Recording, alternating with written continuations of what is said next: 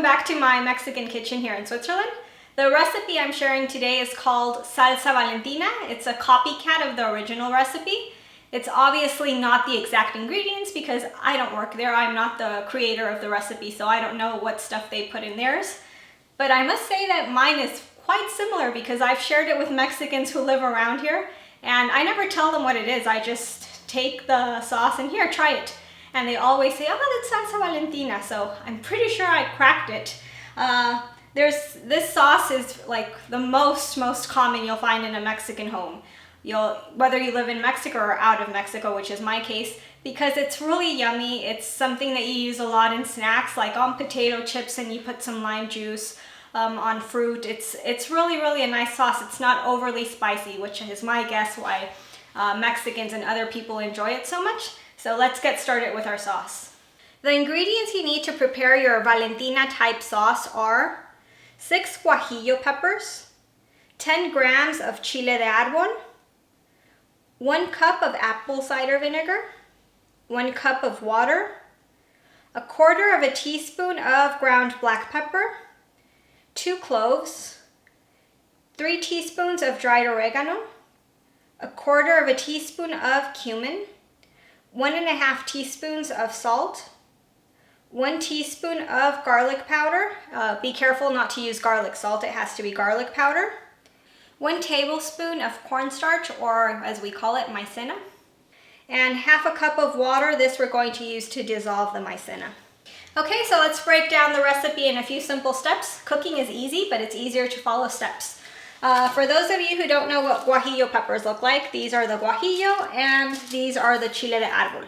These usually give color and taste, and these give more of a kick to recipes. Chile de arbol, the nice thing is it's spicy, but as soon as you eat it, the spiciness kind of goes away. It's not one of those spicy flavors that just stay in your mouth and you can't get rid of it, so it's very special.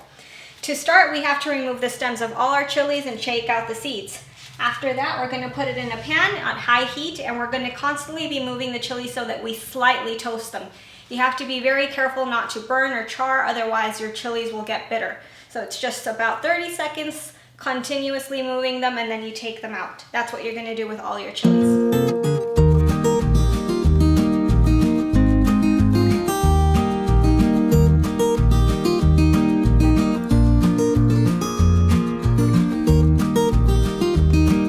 Okay, so we're done toasting the chilies. Be warned, you're going to cough. If you've never toasted chilies before, it'll make you cough.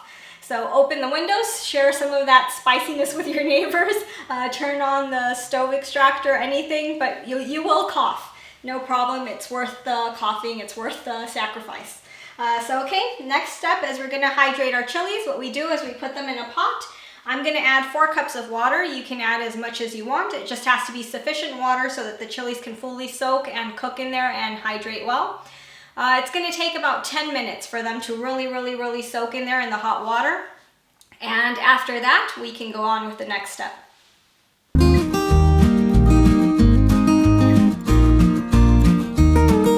Okay, so the chilies are soft, they've been hydrated. The way to know that they're at the texture you want them is when you first use the chilies, they're very stiff. It's a very hard chili. So now that they're cooked, you can pierce them with a knife and it's almost like piercing butter. They're very soft.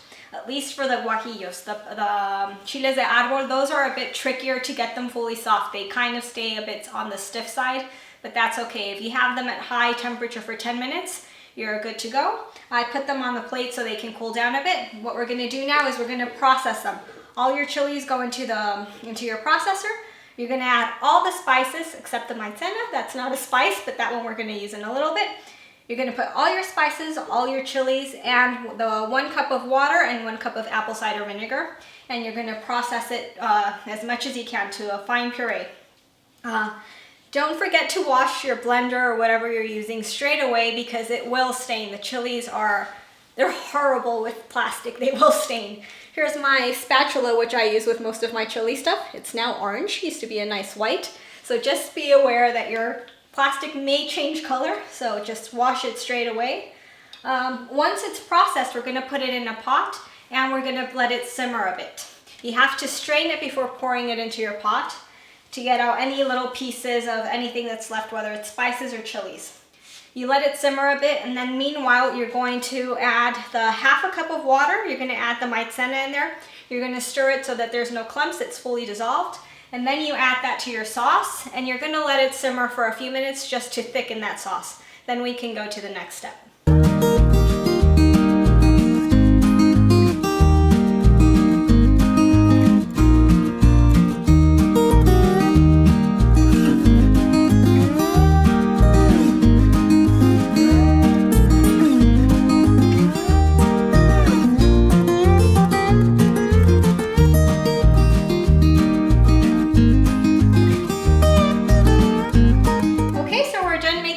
Valentina type sauce. If you guys like the sauce thicker, all you have to do is add more cornstarch or maizena.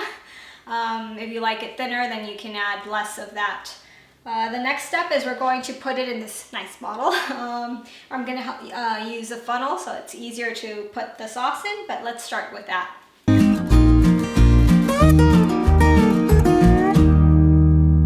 Okay, so we're done putting the sauce in the bottles. These bottles you can get super easy at any grocery store. I mean, I've seen them in Safeway and Lucky in the US, or in Mexico, Walmart, Aurrera, Soriana. So just look for them in the supermarket. They're the ones they usually use for vinaigrettes or salad dressings, for homemade ones. So they're very easy to get if this is what you're looking for.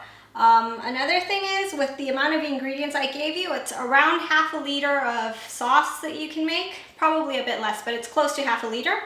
And last but not least, when I give my recipes, I like using measuring spoons and measuring cups because not everyone has a scale at home. So it's easier to have these at hand than the scale sometimes. The ones I use are stainless steel, so if you wash them in the dishwasher or use them a lot, the numbers won't erase. They're engraved in there, so that's really practical. If you're looking for some good spoons or measuring cups, I'll share a link down in the description so you can check them out. And well, I hope you guys enjoyed the recipe. It's super, super yummy. If you guys already know the sauce and then you make this one, you're not going to know the difference, I promise. See you guys next time. Thank you for watching the video. I hope you enjoyed it. Please watch the other videos. Just click on the links and don't forget to subscribe to my channel. Thank you.